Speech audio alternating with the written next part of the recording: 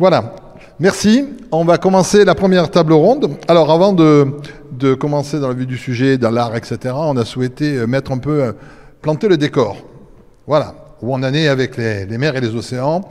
Que se passe-t-il? Un peu d'histoire et puis surtout des acteurs qui aujourd'hui s'engagent dans leur métier, dans leur... c'est de l'art aussi, la cuisine, hein, puisqu'on va recevoir quelqu'un qui travaille dans le plus grand restaurant du monde. On va être fiers à Menton de l'avoir, hein, et qui va nous expliquer tout le travail qu'ils font aujourd'hui pour tout ce qui est environnemental. Voilà. Alors, les premiers, donc on va faire venir Almudena Arellano, qui est archéologue au musée de la préhistoire de Menton. Merci Guillaume, merci Cécile, on va se retrouver tout de suite. Hein.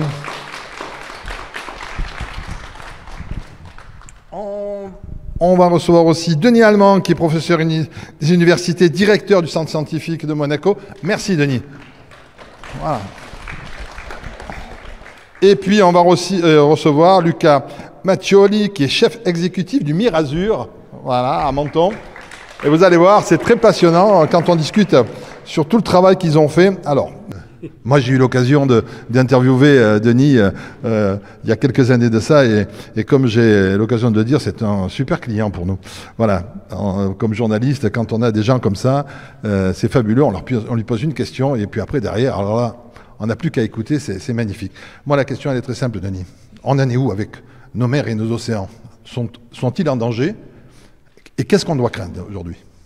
Alors, je vais essayer, c'est une très bonne question, je vais essayer de... Ah, attends, c'est parce qu'il y a des techniques. Il y a quelqu'un qui a coupé les micros. Oh, c'est pas bien. Attends, je sais pas, je vois pas. Voilà. Voilà. Je vais essayer en quelques minutes de vous faire une petite synthèse sur l'océan. Mais peut-être auparavant, je voulais rajouter quelques mots sur votre colloque. Je pense, en tant que scientifique, c'est vraiment important d'associer ces deux mondes que sont l'art et la science. Ils sont complémentaires, c'est pas du tout de monde opposé. On travaille nous beaucoup avec des artistes. Et les artistes sont capables de passer des messages à d'autres populations à laquelle nous on ne peut pas toucher.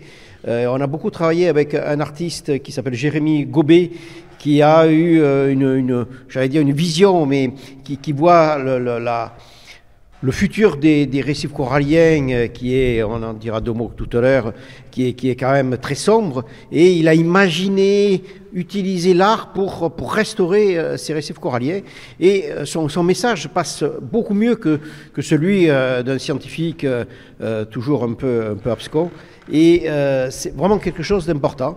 Nous, au centre scientifique, on travaille beaucoup avec le pavillon Bozio, avec le logoscope. On a un gros projet sur le corail rouge, sur différents aspects.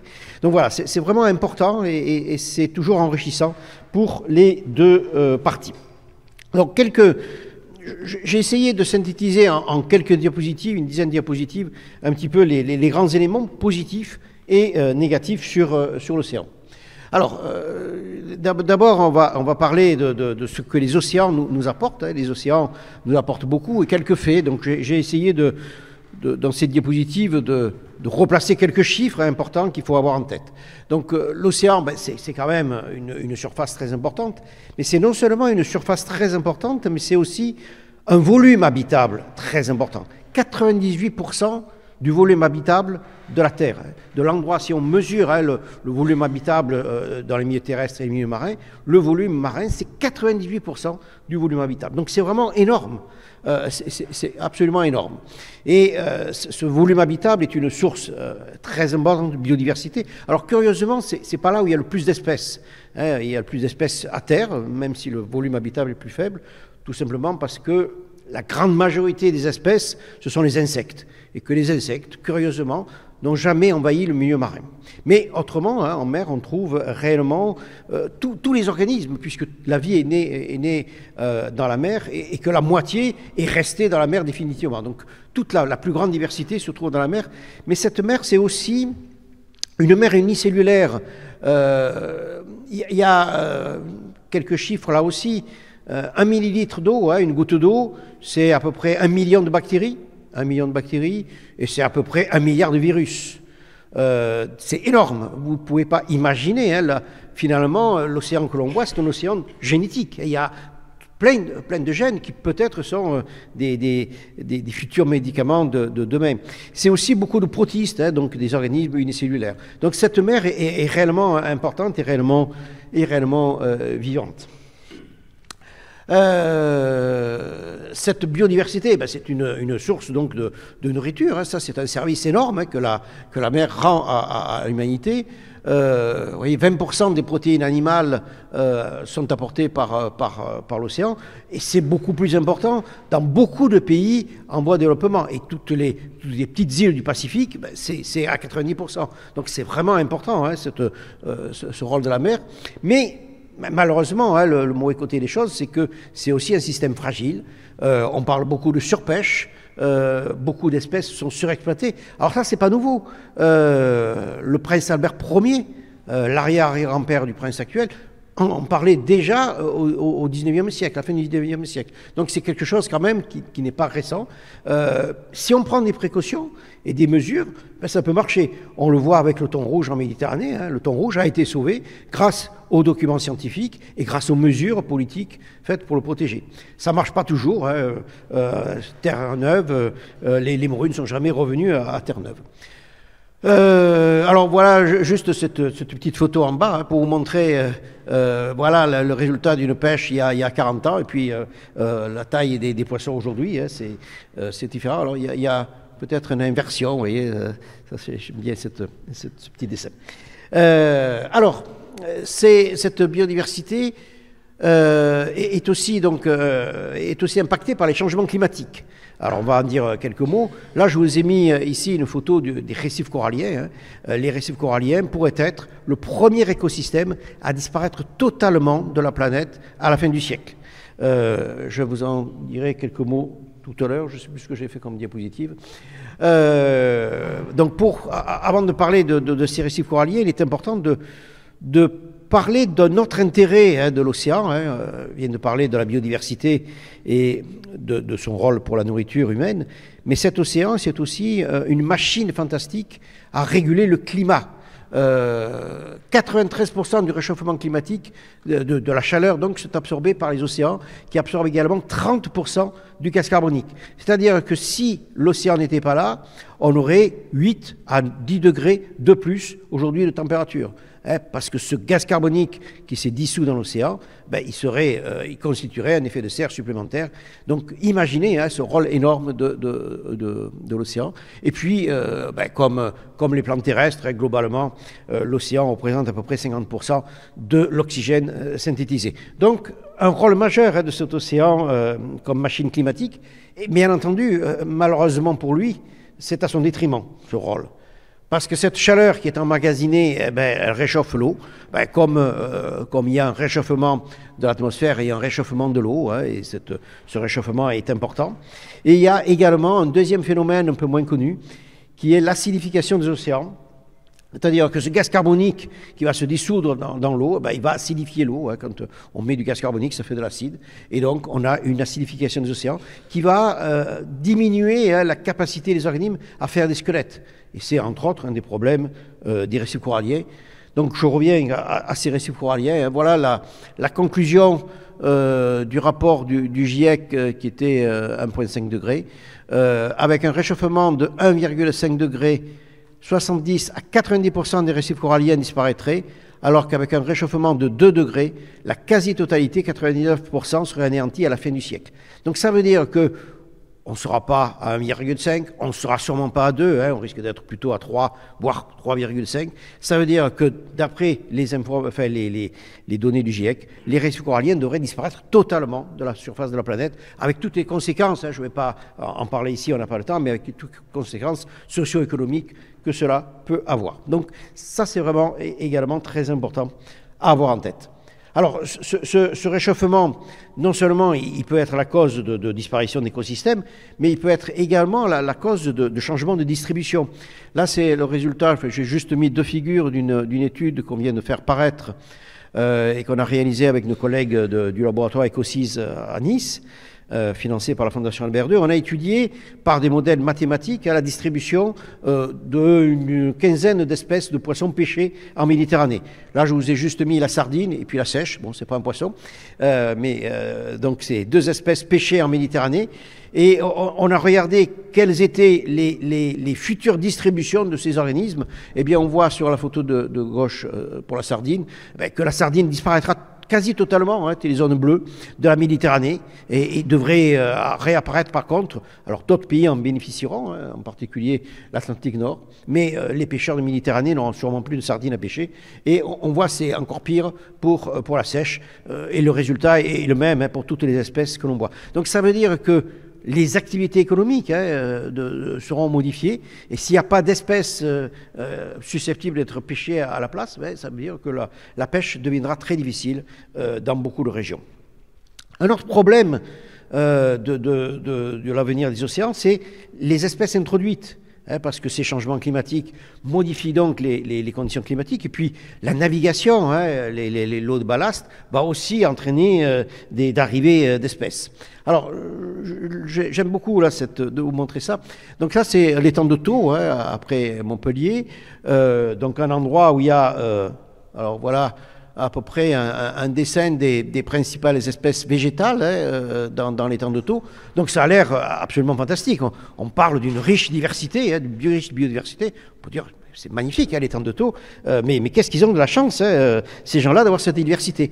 Alors le problème, c'est que si on enlève maintenant toutes les espèces introduites qui ont été introduites durant ces 30 dernières années, là, on a un problème, il ne reste plus que 3 espèces. Ça veut dire que toutes les espèces qui étaient réelles sur place, indigènes, ont disparu à cause des espèces introduites. Alors vous allez me dire, finalement, c'est des espèces, donc ça crée de la biodiversité, pas du tout, parce qu'on va arriver à une homogénéité des espèces et une disparition de la spécificité des organismes. Un autre intérêt de cette biodiversité, c'est aussi le fait que cette biodiversité va apporter des médicaments. Alors, pour l'instant, il n'y a pas énormément encore de médicaments. Il y en a une vingtaine qui sont issus de la mer, tout simplement parce qu'on explore la mer que depuis peu de temps, moins de 100 ans. Mais voilà quelques exemples avec l'huile de foie de morue, quelques exemples. Alors, j'aime beaucoup cette histoire de l'arénicole. L'arénicole, c'est un petit ver qui vit dans l'Atlantique, qui vit dans le sable, qui est régulièrement donc dans la partie soumise au marais. Donc régulièrement, ce ver est sous l'eau ou hors de l'eau.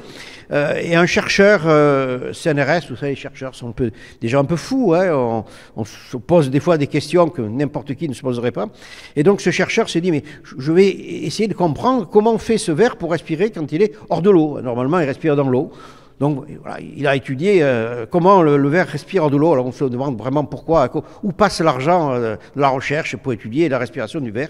Eh bien, bien lui en prie, parce que il a découvert que cette capacité du ver à respirer hors de l'eau était due à une hémoglobine particulière, l'hémoglobine un peu similaire à celle qu'on a nous dans nos globules rouges. Mais la particularité de cette hémoglobine était qu'elle pouvait concentrer plus de 40 fois plus d'oxygène que notre hémoglobine.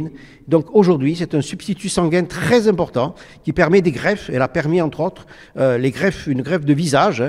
C'est 24 heures de traitement pour faire une greffe de visage. Il faut maintenir le greffon pendant 24 heures et cette molécule, le M101, l'a permis. Donc vous voyez qu'à partir d'une étude qui paraît anodine, on peut arriver à faire des grandes découvertes. Ça veut dire, la mémoire de ça veut dire que la recherche fondamentale est vraiment importante et n'importe quelle recherche peut déboucher sur des applications importantes. Un mot également, on a parlé du changement climatique. Notre problème, c'est les pollutions. Alors en particulier les pollutions plastiques. Toute la pollution plastique, elle n'existe pas que dans la mer, elle est sur Terre, mais tout se retrouve dans la mer. Donc 400 millions de tonnes de produits plastiques par an, donc 40% usage unique, donc c'est énorme. 10 millions se retrouvent dans l'océan. On appelle, vous avez tous entendu parler de ce 6e continent, dont la superficie est 6 fois celle de la France. Donc là, c'est aussi un énorme problème. Alors vous trouverez sur la table qui est dehors, une petite carte postale qu'a fait d'une doctorante qui est affiliée au CSM. Alors ça, c'est vraiment un exemple, qui n'est pas du tout une scientifique, hein, c'est comme vous, enfin une artiste qui fait de l'art virtuel pour justement aider à mieux sensibiliser à ces problèmes-là. Donc elle a fait toute une série d'animations visuelles et de vision 3D que je vous invite à voir. Qu'est-ce que je voulais dire d'autre? Alors, on ne peut pas dissocier cette évolution de l'océan sans parler de l'homme. Hein. L'homme est lié à l'océan, donc presque 4 milliards de personnes vivent à moins de 100 km des côtes. Hein. Les côtes rassemblent énormément l'humanité. 800 millions de personnes, 10% de la population mondiale vivent dans les zones côtières à moins de 10 mètres d'altitude. Hein. Quand on parle d'élévation du niveau de la mer, et je pense que d'autres en parleront, on voit vraiment l'énorme problème. Hein. Et puis les nombreux services rendus à l'homme par l'océan. Alors ces services, on peut les calculer, hein. On parle de services écosystémiques. Et si on les calcule comme étant équivalent à un pays, eh bien, on se trouve, l'océan représente à peu près le 7e pays en termes de PIB, en termes de revenus gérés par l'océan. Donc c'est vraiment également très important d'un point de vue économique. Alors, qu'est-ce qu'il faut faire? Qu'est-ce qu'il faut faire? Bon, le GIEC nous dit il faut limiter à 1,5 degré. Ça, c'est l'idéal. Hein, je vous l'ai dit, je pense que sans être vraiment pessimiste, on n'arrivera pas à 1,5 ni à 2. Alors comment arriver à 1,5 degré alors que, vous voyez, hein, les annonces des chercheurs, l'océan se réchauffe encore beaucoup plus vite que ce qu'on imaginait. Hein, ça, c'est les dernières découvertes. On s'aperçoit que c'est quand même quelque chose de... Malheureusement, qui va très vite. Tout à l'heure, je vous ai parlé du prince Albert Ier qui parlait de la surpêche. Depuis 2002, le sommet de la Terre, hein, la fameuse phrase de Jacques Chirac, hein, notre maison brûle et nous regardons ailleurs. Voilà, on le sait, hein, je pense qu'aujourd'hui, on n'a plus besoin hein, d'autres preuves scientifiques. On peut continuer hein, à accumuler des preuves scientifiques, mais il faut agir. Alors, l'océan peut être un acteur pour s'adapter à ces nouvelles conditions climatiques. Et là, je terminerai là avec juste quelques exemples. Hein. Voilà les actions qui peuvent être entreprises pour lutter contre le changement climatique, atténuer, protéger, adapter, réparer. Alors, juste un exemple pour chacune de ces actions. La première, c'est atténuer. Atténuer, ça veut dire diminuer ce gaz carbonique. Alors, si on coupe aujourd'hui, hein, ce qui n'arrivera pas totalement la production de gaz carbonique, on n'arrivera pas, hein, on diminuera, mais on n'arrivera pas au niveau antérieur. Donc, pour arriver au niveau antérieur, il faut en fait mettre en place du captage de ce CO2. Alors vous avez des solutions de géo-ingénierie hein, qui sont toujours complexes, hein, vous entendez parler, hein, il y a dans le nord de l'Europe, on a des systèmes de captage de ce CO2 dans les profondeurs, mais vous avez en fait un captage fantastique, hein, c'est l'océan. Et l'océan peut permettre de capter ce CO2 résiduel. C'est ce qu'on appelle les écosystèmes à carbone bleu. Alors souvent on imagine que les forêts sont une zone exceptionnelle de captage de CO2. Alors c'est vrai, hein, c'est pas totalement faux, mais c'est pas là où se trouve le maximum de carbone, parce que un arbre, ça a une durée de vie limitée, et quand il brûle, quand il meurt, le CO2 se retrouve dans l'air, donc il est capté que par une courte période. Et puis généralement, dans la forêt, les arbres ne se retrouvent pas engloutis à la fin de leur vie sous des sédiments, et donc tout est remis en l'air. Alors que les herbiers de Posidonie, les mangroves, quand les arbres meurent, ils sont sans arrêt hein, recouverts de sédiments, et donc le carbone est piégé non pas sur une centaine d'années, mais sur des milliers d'années. Et là, c'est vraiment une capacité énorme. Donc voilà, je vous ai mis quelques exemples de ces écosystèmes à carbone bleu. Donc c'est les solutions basées sur la nature. Hein. C'est vraiment important. Alors ça ne permettra pas de passer de 3 degrés à 1,5 degré, mais ça contribuera à baisser ce gaz carbonique. On peut restaurer ces écosystèmes. Hein. Alors je me retourne vers mon ami Bernard Perrano. Hein, et ça, c'est vraiment important de restaurer ces écosystèmes. Et puis, il faut aussi les protéger. Je vous ai mis ici. Hein, malheureusement, vous voyez, 30%, les herbiers ont été réduits de surface de 30% depuis 1950. Les mangroves de 50%. Donc, au lieu, non seulement on les restaure pas, mais on les protège même pas. Donc, voilà, vraiment, le message, c'est de protéger déjà et puis de restaurer par la suite. Deuxième action, c'est protéger. Ben voilà, et les aires marines protégées. Hein, alors, une aire marine protégée ne permettra pas de lutter totalement contre les changements climatiques. Hein, il n'y a pas de barrière efficace à ça. Mais par contre, ça diminuera toutes les autres pressions sur l'écosystème. Et donc, c'est vraiment important. Vous avez hein, le projet de 30-30, c'est-à-dire 30% d'aires marines protégées en mer et 30% de surface protégée à terre.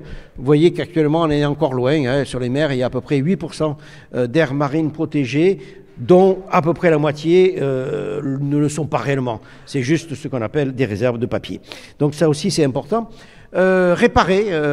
Alors ça, réparer, on peut essayer de réparer. Hein.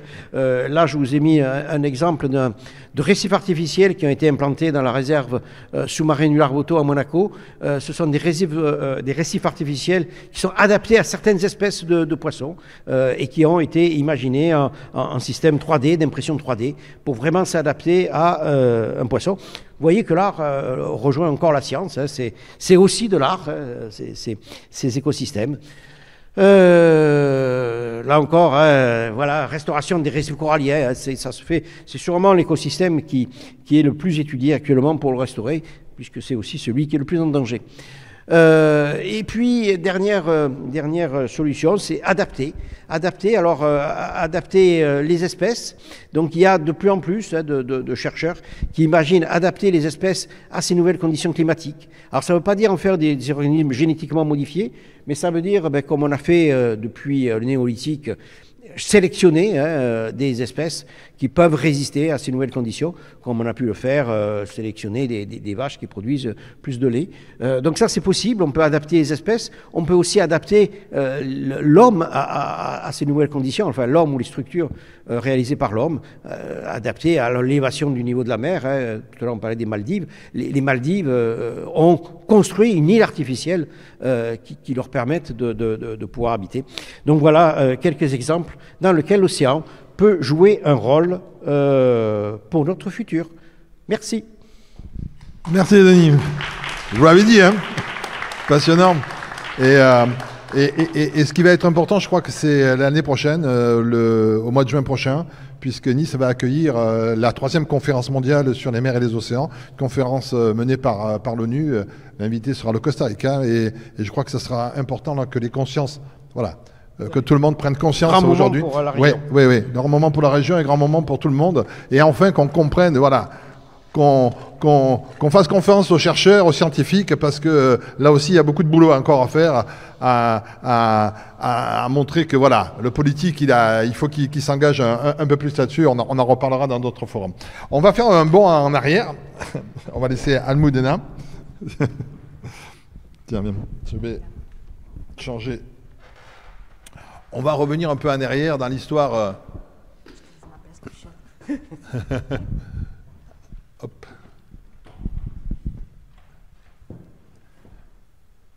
Hop. Voilà. Diaporama. Et à partir du début. Voilà. Alors, on part à partir de quand, Almudena? On est où? Alors, on va revenir, parce qu'aujourd'hui, il faut savoir une chose. Hein, on vit aujourd'hui avec 1% de la biodiversité qui a existé sur la Terre. Depuis que la Terre existe, il y a 5 milliards d'années à peu près, hein, si je ne me trompe pas. Voilà, vous voyez à peu près ce que ça donne. Et aujourd'hui, nous vivons avec 1% de tout ce qui a pu exister. Voilà. Et beaucoup de gens, souvent, confondent les cycles de la Terre avec ce qui se passe aujourd'hui dans ce dérèglement climatique. Je te laisse la parole à nous. Bonjour à tous. Effectivement, nous allons faire un bond dans le temps, mais ce bond dans le temps, il est très, on va dire, précis par rapport au lieu. Je vais vous expliquer, en définitive, comment ça se passe, la conformation de notre territoire. Pour ceux qui sont d'ici, c'est-à-dire que vous habitez ici, que vous habitez sur Menton, que vous êtes sur place, vous pouvez imaginer quelque chose, c'est là, hein, hop, la mer. Voilà, on a un magnifique bord de mer avec des plages où vous pouvez y aller, et vous pouvez imaginer que la mer, elle est immuable, statique, qu'elle a toujours été là, et qu'il n'y a pas de changement Ça fait partie à quelque part d'une sorte de référent de notre lieu de vie actuel. Mais cette mer, elle a eu beaucoup de changements, et ces changements, ils se sont produits dans le temps. Et ça, c'est un peu notre rôle. Notre rôle dans les musées, c'est de conserver les vestiges de tout ce qui s'est passé avant. Alors, je vais vous montrer une petite diapo. Elle n'est peut-être pas très belle, mais j'espère que ça va vous servir un petit peu à vous rendre compte de la chose. Donc, okay. Il y a plusieurs facteurs qui font que notre territoire il a changé. Et il est continuellement en changement, n'oubliez pas. Chaque fois que vous entendez dans la radio, dans la télé, qu'il y a eu des mouvements sismiques, ça c'est encore d'actualité. D'ailleurs, il n'y a pas si longtemps que ça, nous avons eu des mouvements sismiques à Nice. Eh bien, dites-vous que ça c'est tout le temps, c'est pérenne. Et ça, c'est très important pour ce qui concerne la conformation de notre territoire. C'est-à-dire que ça, c'est ce qui est marqué ici en format d'un schéma extrêmement simple. Ce sont ces mouvements des plaques terrestres, duquel Menton il est sorti. Mais Menton il est sorti de l'eau. Il faut vous dire qu'il est sorti très tardivement. Il faut vous dire que notre montagne de Verseaux, pour ceux qui le connaissent, elle monte chaque année, elle augmente chaque année d'un demi-millimètre de hauteur, chaque année, de manière régulière. Chaque année, on est un peu plus haut. Évidemment, ces mouvements-là, nous, on ne se rend pas compte. Et évidemment, ils ne sont pas tout à fait visibles dans l'échelle de notre vie humaine. Mais il faut vous dire qu'il existe toujours cette fête de continuelle transformation qu'il faut tenir en compte. Et que si nous, on ne se rend pas compte, il a été là depuis toujours.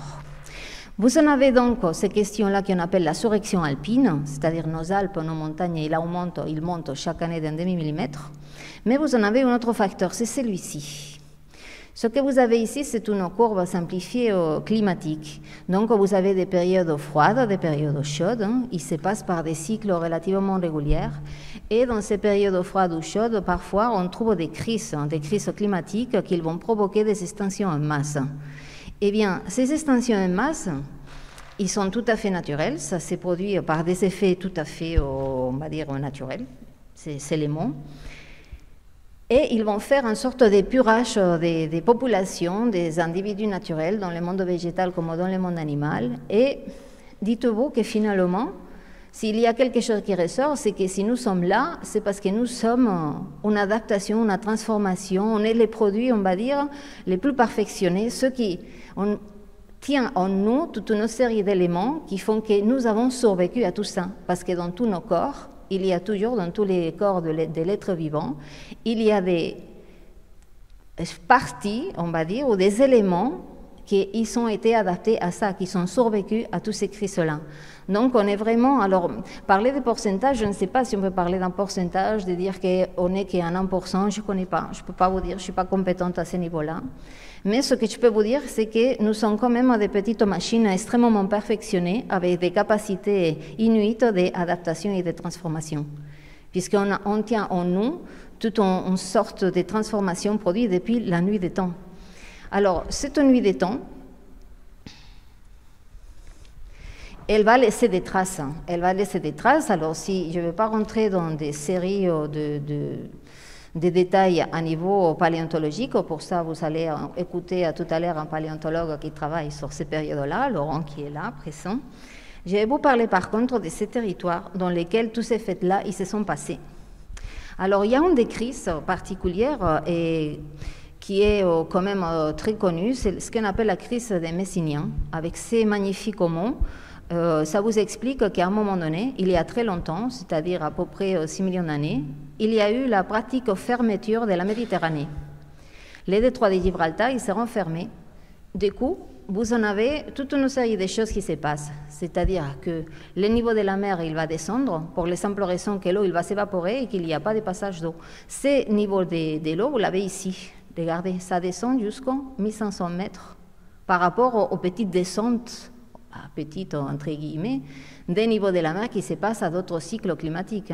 Donc vous voyez que là, il y a quand même une descente des niveaux de la mer qui est quand même extraordinaire. 1500 mètres.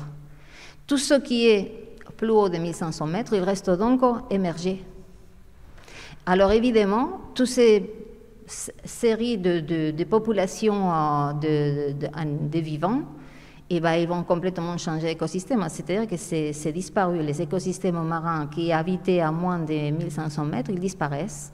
Et il y a à la place toute une série de transformations qui vont se produire avec une salinité qui est très importante, la création de certaines formes géologiques que nous pouvons encore voir et vérifier dans notre côte, dans nos côtes montonnaises, dans nos côtes transfrontalières.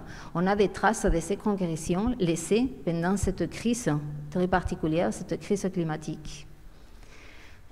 Ce n'est pas la seule. C'est, on va dire, un des plus anciens qui a laissé des traces dans notre littoral. Mais il y a eu d'autres choses qui se passent. Et là, ça devient très intéressant, surtout pour une préhistorienne comme c'est mon cas, puisque cette crise-là, elle correspond à l'arrivée des hommes ici, des êtres humains. Alors, cet article est sorti il n'y a pas longtemps, hein, vous voyez, hein, c'est le 15 mars 2024, hein, donc c'est vraiment très récent, et vous explique ce qu'on appelle de manière traditionnelle la transition, une transition vers le Pléistocène moyen, c'est-à-dire c'est une période bien particulière. Et on va la situer, c'est un équipe chinois qui a travaillé sur cette période-là et qui va arriver à une conclusion, c'est-à-dire qu'il y a à peu près 1 million d'années, pour arrondir, il va y avoir des crises climatiques et ça va provoquer un changement dans ces cycles climatiques qui sont importants. C'est-à-dire qu'il va y avoir des cycles qui vont changer, ils passent des 41 000 ans, plus ou moins, dans des périodes froides ou périodes chaudes. Ces cycles climatiques, ils vont se rallonger et ils vont passer à 100 000 ans. C'est ce que nous, on connaît par rapport aux populations installées à Menton. Maintenant, Menton émergé. Mais attention, Menton émergé, seulement ce que vous trouvez actuellement à 110 mètres. Tout le reste, il est sous l'eau. On est toujours sous l'eau. Menton, là, au Palais de l'Europe, on est sous l'eau. Il faudrait monter à 110 mètres pour vous trouver dans ce niveau émergé de cette période-là, d'à peu près 1 million d'années. Et c'est seulement à ce moment-là qu'arrivent les premières populations, poussées probablement par ces changements climatiques. Il faut vous dire que ces populations-là, ce sont des populations archaïques, ce qu'on appelle des populations archaïques, qui s'installent ici, mais qui ne viennent pas toutes seules. Il y a toute une série d'autres animaux qui arrivent par migration parce qu'ils fuient ces changements climatiques, ils cherchent un endroit pour pouvoir s'installer, pour pouvoir survivre.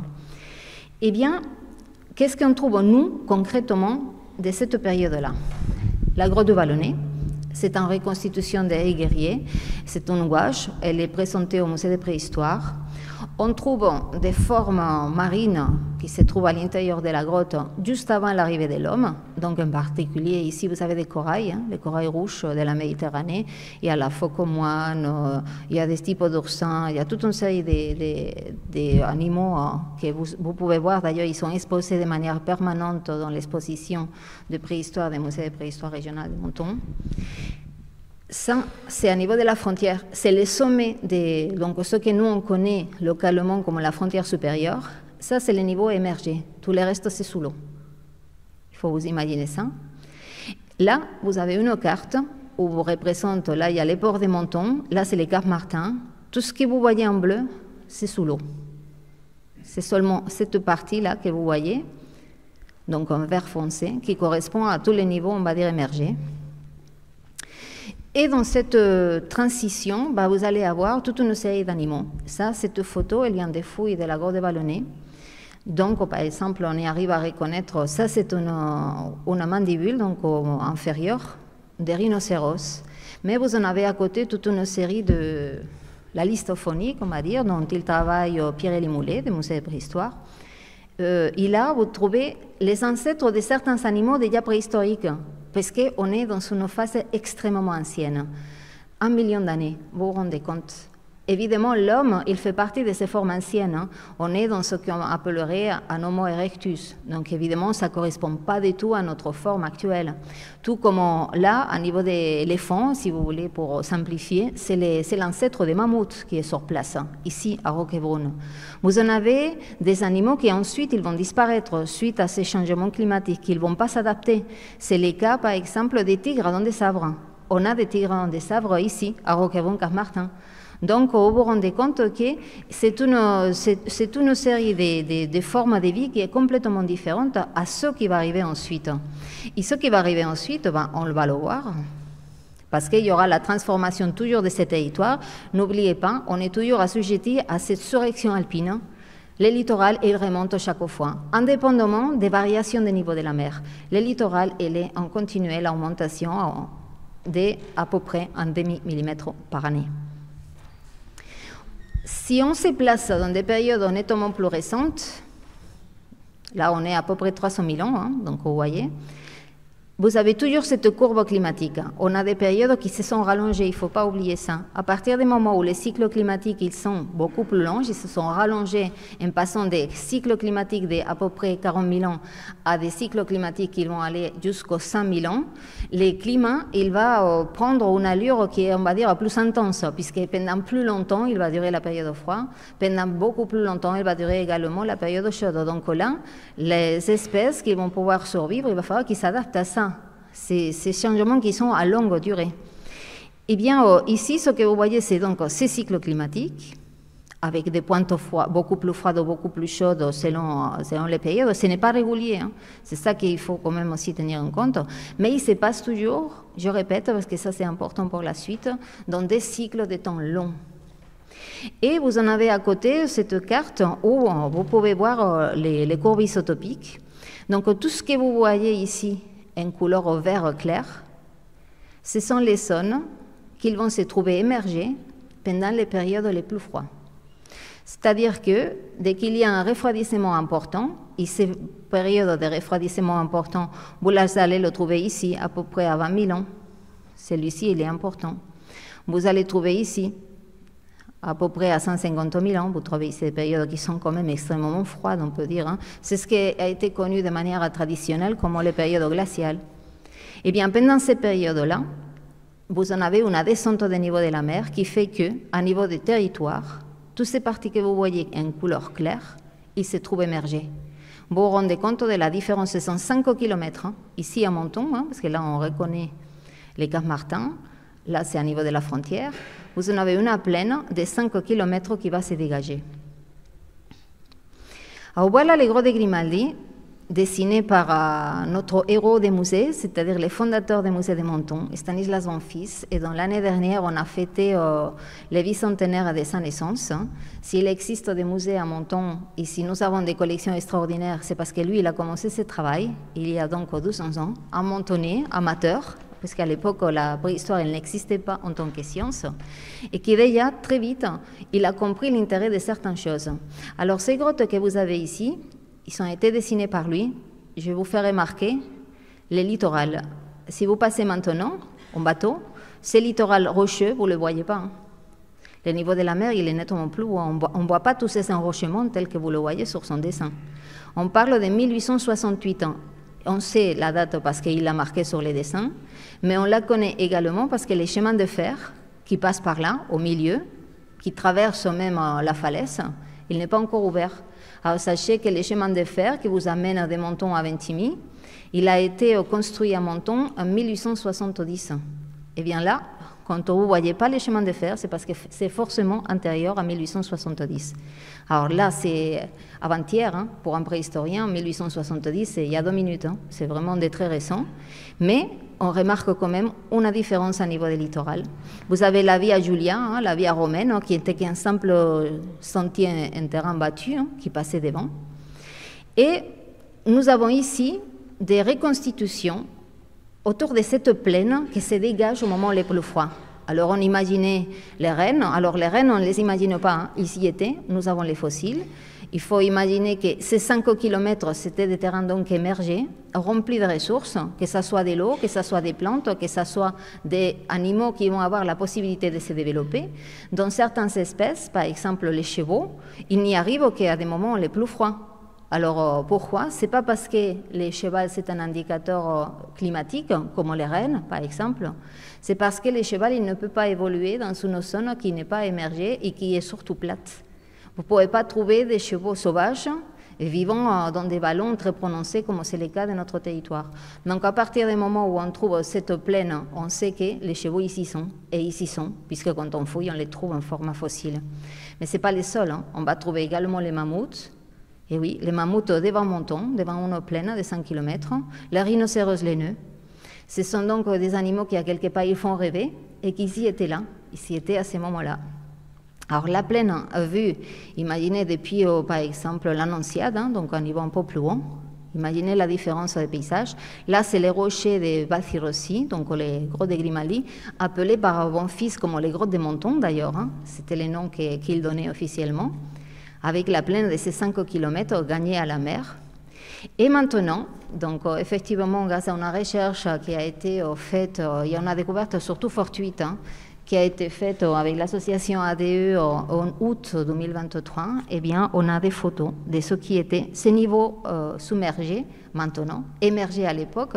Donc, on a ces premiers niveaux des grottes, qui n'est pas en fait les premiers, parce qu'il y avait un niveau encore supérieur ici, qui est correspondant à la grotte de Vallonnet. Il y a les deuxième niveaux qui correspondent à l'arrivée des premiers hommes modernes, comme nous, les Homo sapiens, et on a encore un troisième niveau ici, qui était également émergé au même moment où les hommes habitaient au grottes de Grimaldi, avec tous ces potentiels que vous pouvez imaginer, des activités humaines des Homo sapiens, donc des hommes vivant au paléolithique. Je reviens. Hop. Et que vous les avez ici, ces grottes-là, qui ils étaient des lieux d'habitat pour les mêmes hommes qui habitaient là, qui sont connus cette plaine. Donc vous voyez, ça permet maintenant, grâce à cette découverte, d'avoir une idée bien précise de comment il était constitué ce territoire dans les moments les plus froids. Évidemment, et comme je vous disais tout à l'heure, ces moments les plus froids, ce sont des zones de ressources. Il ne faut pas oublier ça. Des ressources avec des espèces autant d'origine marine comme d'origine terrestre. Donc évidemment, nous, au musée, on est très riches en tout ce qui est terrestre.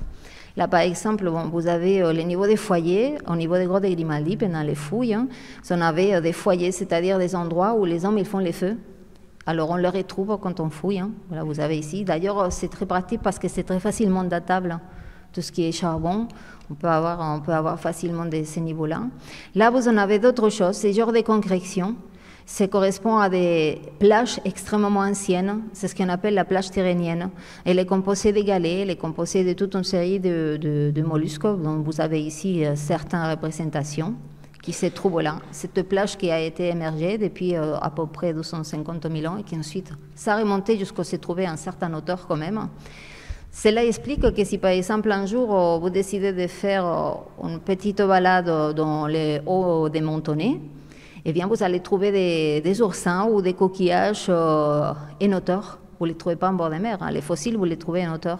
Puisque, n'oubliez pas, on est constamment en remontée. C'est la surréaction alpine, en demi-millimètre par an, depuis toujours. Là, vous en avez une dans des mammouths qui est exposée au musée de préhistoire. Et ici, par exemple, c'est les éléphants. Parce que, comme je vous disais, il y a ces phases climatiques. Vous avez des chauds, vous avez des froids. Pendant les périodes les plus chaudes, vous en avez à avoir des animaux qui sont carrément tropicaux.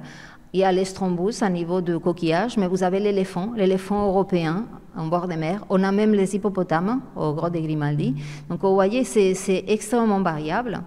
Là, ce sont les trous de lithodomes, ça veut dire que ça se forme quand les rochers ils sont submergés, ils sont carrément sous l'eau, et ça, vous le trouvez à peu près à 100 mètres sur le niveau de la mer maintenant, alors que tout ça, ça vient de sortir de l'eau, on va dire. Évidemment, cette période, on va dire, glorieuse pour un préhistorien, où vous trouvez toute une série d'animaux, une liste phonique extraordinaire. Vous trouvez toutes ces variations de formes humaines, puisqu'on passe de l'Homo erectus en passant par l'homme de Néandertal jusqu'au nous, Homo sapiens. Il se passe dans des cycles climatiques qui sont réguliers, relativement réguliers, qu'ils vont passer à partir du Pléistocène moyen, c'est-à-dire à partir d'1 million d'années. Ils passent d'être des cycles d'à peu près 40 000 ans jusqu'à des cycles de 100 000 ans, avec une augmentation des températures importantes ou une descente des températures importantes. C'est-à-dire que les cycles ils sont de plus en plus marqués, plus froids ou plus chauds et plus longs. Eh bien, ces transformations se maintiennent encore pendant la période suivante. C'est ce qu'on appelle l'Holocène. C'est notre stade isotopique à nous. Les stades isotopiques, ce sont les périodes climatiques également. On est dans les stades isotopiques 1. Eh bien, là, on remarque quelque chose. C'est-à-dire qu'on est passé par des périodes relativement, comme vous voyez ici, plus ou moins régulières, c'est ce qu'on a vu tout à l'heure. Là, c'est les dernières glaciales, c'est-à-dire à peu près 20 000 ans. On a les derniers grands refroidissements, d'accord? La température, elle va augmenter, On va rentrer dans une période chaude avec des petites pics. Après, on va rentrer dans l'Holocène, c'est-à-dire que c'est une période tempérée.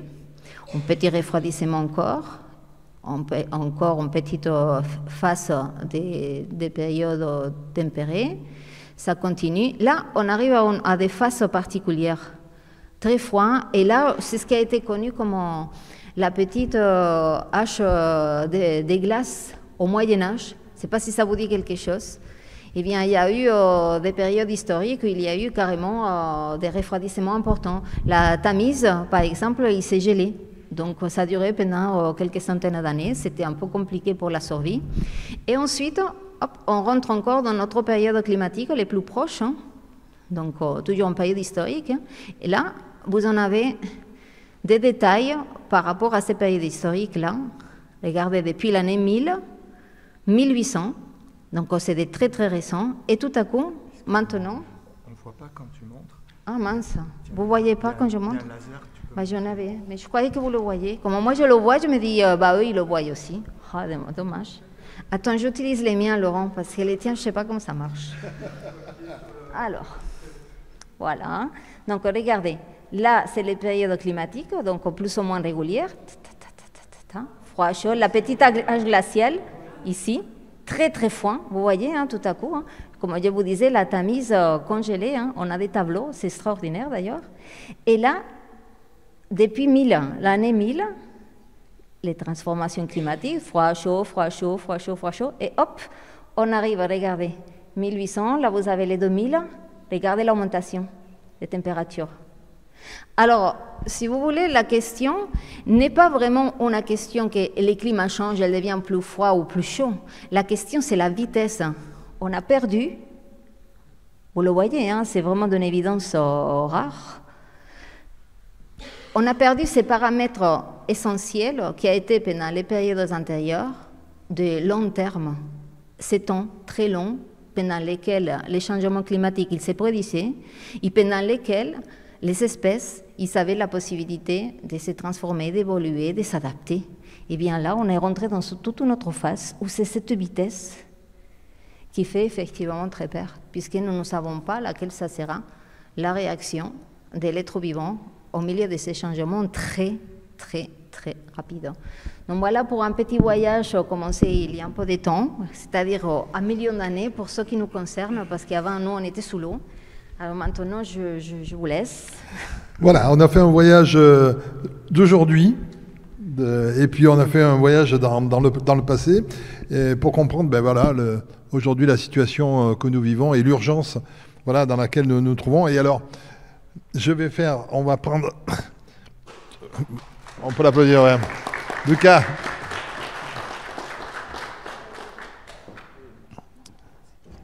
Je pense elle a coupé. Alors, on a Luca qui est du Merasur et on voit bien que la biodiversité c'est important pour l'économie, pour un restaurant comme le Merasur. Alors, quelles sont les actions que vous avez montées vous pour tout ce qui concerne la biodiversité et tout l'environnement que vous avez? Alors, on a depuis les derniers 10 ans que je suis au Merasur, on a pu faire quelques belles actions bien évidemment à notre échelle. On est un restaurant, on n'est pas non plus un centre de recherche ni un lieu scientifique non plus, mais on a mis en place quelques petites actions. Bien évidemment, ce que vous avez dit jusqu'à maintenant sont des détails, des datas, des informations qui sont arrivées jusqu'à nous.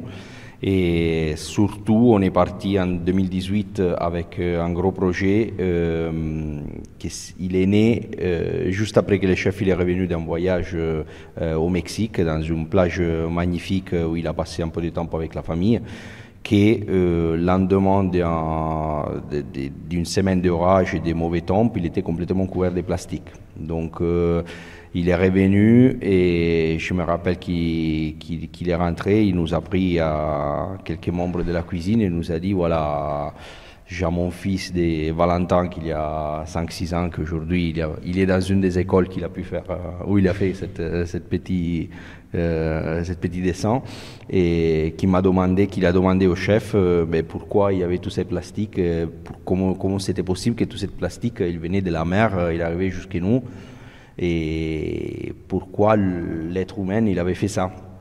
Et Mauro, il n'a pas pu répondre, donc il a réfléchi à ça quand il est rentré en cuisine. Il nous a demandé d'enlever tout le plastique de Mirazur. Donc il nous a demandé, voilà, il faut enlever la plastique, je ne veux plus de plastique. Donc bien évidemment, on lui a dit, chef, vous êtes un peu fou, c'est impossible.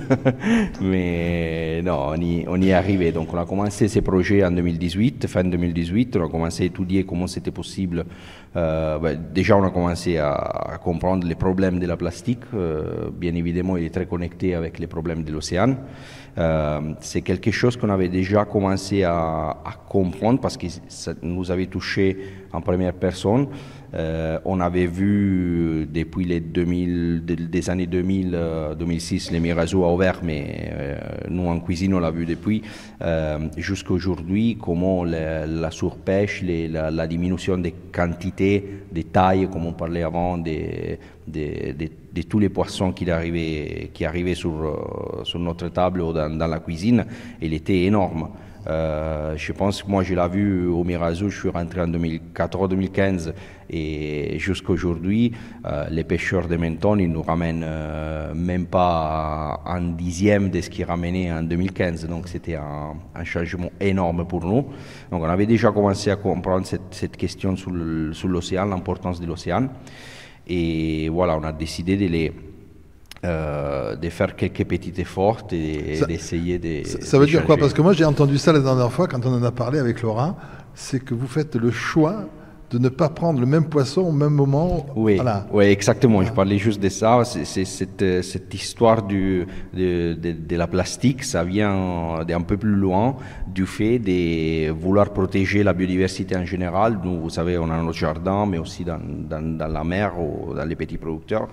Spécifiquement avec les pêcheurs des Menton, mais d'ici on arrive jusqu'à Nice. On a quelques familles, on a commencé avec la famille des Menton, la famille Brezzo, qui a les bateaux à Menton. Et en fait, chaque fois que Manuel ou Lionel nous appellent, qui rentrent de la pêche, en fait, il y a une seule réponse et c'est oui. Donc n'importe quel poissonnier arrive au Mirazur sur leur bateau et quel poisson eux ils ont besoin de nous vendre, nous on les prend. Ça signifie qu'il nous a fait changer la méthode des cuisiniers. Avant les cuisiniers ils avaient besoin de faire un plat. Aujourd'hui je vais faire du tourbeau avec des asperges. Je dis un exemple. Et donc chaque semaine, chaque jour, chaque mois ils commandaient les tourbeaux pour ces plats d'asperges. Nous, aujourd'hui, on fait le contraire. Donc, on crée un plat et on crée plusieurs plats. Donc, on décide cette période-là, on a, les asperges, les agrumes. Et selon les poissons qui arrivent les matins, on décide quelle garniture faire avec ça. La tomate, c'est pareil. Je sais que vous avez banni la tomate l'hiver. L'hiver. Oui, bien sûr. Après, nous, on a une chance. On en parlait tout à l'heure, à des comportements. Ouais. C'est un comportement important. Hein. On a une chance énorme. En Menton, on a un microclimat qui c'est incroyable pour tout le monde. C'est quelque chose qui ça se retrouve pas ailleurs. Et ça nous permet d'avoir, nous on dit au Mirazur, on a 365 saisons. Chaque jour, ils nous ramènent en variété différente, en espèces différentes, en couleurs, en goût différent. Et ça nous permet d'avoir une variété énorme.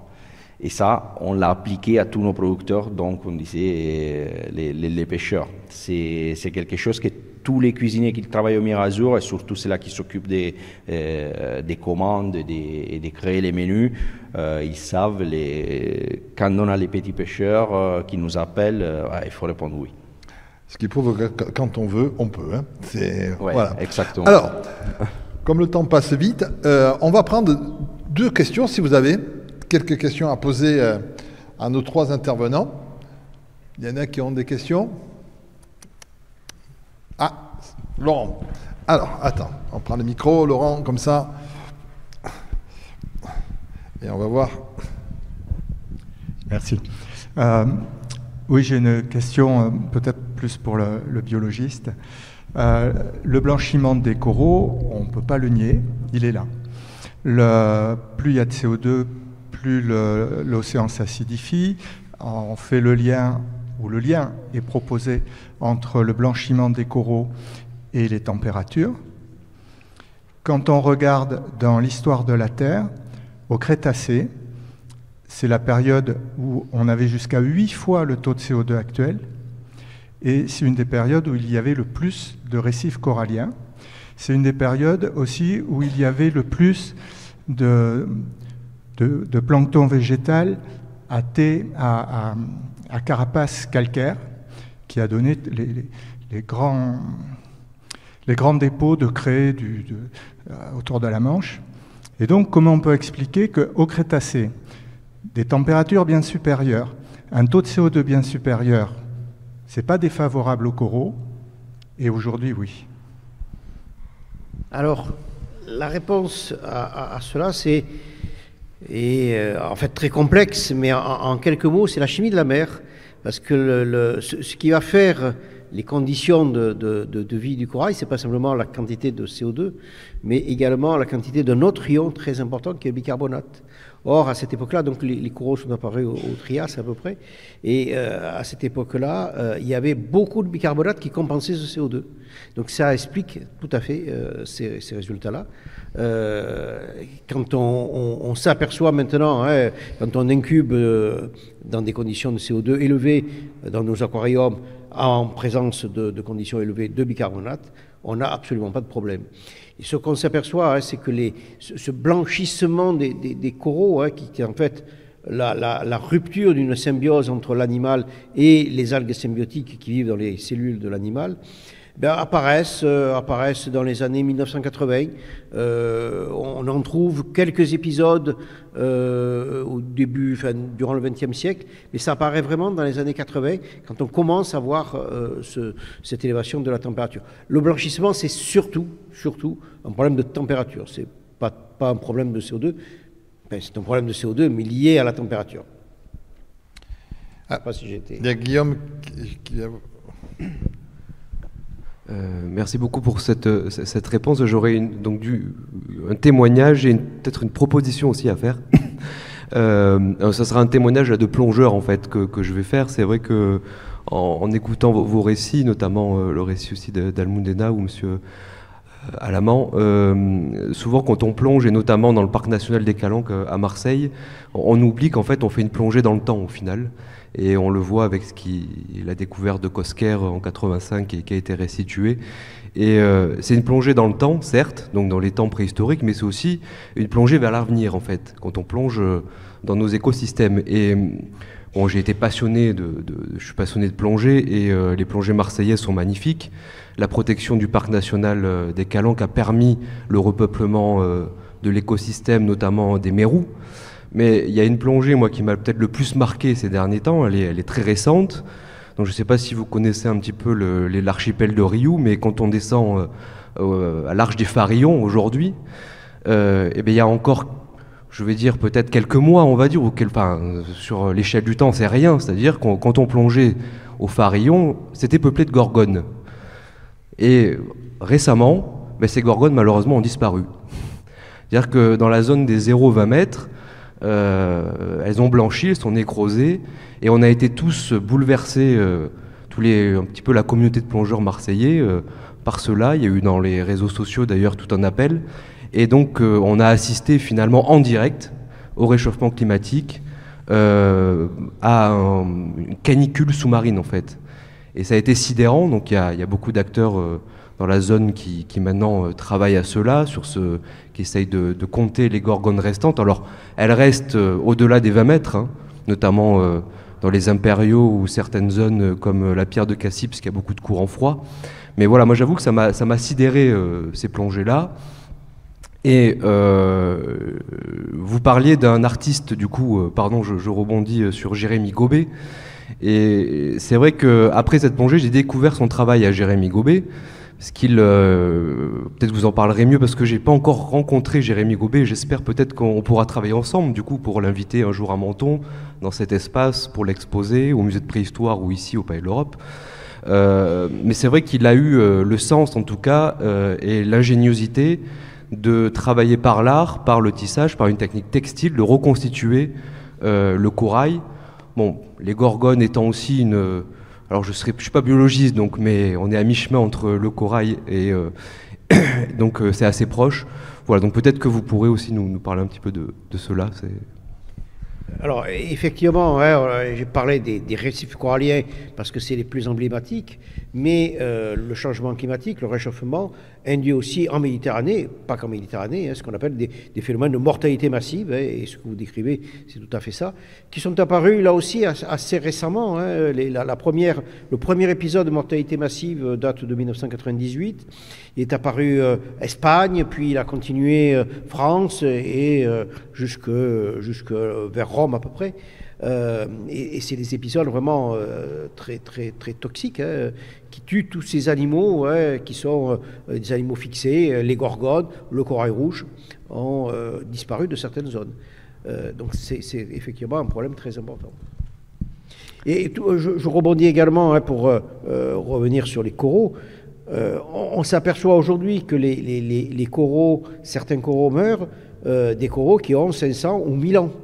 Donc ça veut dire que le réchauffement auquel on est arrivé aujourd'hui, c'est un réchauffement qui n'a jamais existé depuis ces 1000 dernières années. Alors c'est pas beaucoup, 1000 dernières années pour nos amis paléontologues et archéologues, mais voilà, c'est vraiment des phénomènes récents. Cécile, juste avant de passer le micro, en tant que plongeur local et non pas marseillaise, effectivement, on observe ici aussi la dégradation des gorgones qui meurent. On observe aussi un phénomène depuis quelques années, quand l'été, on a ce qu'on appelle ce que j'appelle moi les cheveux de sorcière. C'est une algue brune qui se dépose et qui recouvre tout au niveau de notre littoral sous-marin. Et depuis quelques années, on observe que ces cheveux de sorcière, ça c'est mon appellation à moi, je ne sais pas comment ça s'appelle d'un point de vue scientifique, arrivent de plus en plus tôt. Et pour préciser que ce réchauffement climatique par rapport à la Méditerranée, je me baigne en mer l'hiver. En général, à cette période, la Méditerranée, là, est à 14-15 degrés. Dimanche dernier, je peux vous rassurer que je me suis baignée sans problème et qu'elle est au moins à 16 degrés. Donc on observe ces réchauffements de manière quotidienne. Et c'est pas un petit délire de notre côté, c'est vraiment la réalité. Alors j'aurais une question pour Luca Mattioli. Vous nous avez expliqué qu'effectivement dans le Mirazur, il y a eu cette suppression des plastiques et puis aussi le choix des plats en fonction de l'arrivée des poissons. Alors ça c'est du côté de ceux qui ont le restaurant, mais du côté du public, enfin des clients, est-ce que vous avez mesuré une sensibilisation particulière, une compréhension particulière et comment? Voilà. Oui, on essaye toujours de partager tout ce choix, tout ce qu'on fait au Mirazur avec les clients. Il y a toujours un moment du repas pour chaque client où les équipes des salles ils partagent ces informations. Normalement, on fait passer aussi les clients en cuisine pour une petite visite et suivant, il y a des clients qui nous demandent les pourquoi de ces choix ou des informations en plus. Et chaque année aussi, on a fait pendant deux ou trois occasions, on travaille avec des associations, avec des engagements plus grands que nous. Je prends par exemple les World Ocean Day, qui s'est fait par Ethic Ocean. Donc nous, on adhère en tant que relais château. Donc pendant un mois entier, on cuisine que des espèces de pêche sustainable. Et ça nous donne la possibilité aussi de partager l'information énormément sur les réseaux, par radio, télé, et aussi d'en parler à tous nos clients quand ils sont à table. Donc oui, il y a un intérêt énorme pour les sujets. On a vu dernièrement beaucoup de clients aussi qui s'intéressent à la provenance des poissons. chose que c'était pas aussi évident avant. Il y a beaucoup de gens qui sont, depuis que nous on a adhéré au programme aussi des Mr. Goodfish, par exemple, que c'est un des programmes que je pense il a eu plus de succès en France dernièrement. On a beaucoup de gens qui viennent et nous demandent à propos de ces labels. Donc oui, il y a eu énormément d'intérêt. Ouais. Après, l'intérêt, il n'est pas, je me permets un second, l'intérêt suivant, il n'est pas au même niveau des engagements de chacun, mais ouais, il y a quand même l'intérêt. De toute façon, Maro n'a plus le choix. Maintenant, Valentin, là, qui fait partie de cette classe de CM2 de l'institution Saint-Joseph, donc vous voyez, le travail qu'ils ont fait est super engagé. Alors, j'imagine à la maison comment ça doit se passer. Ah ouais. En tout cas, merci tous les trois. Merci d'avoir participé à cette table ronde. On va passer tout de suite à la deuxième table ronde sur la présentation. Ah oui, vous pouvez les applaudir.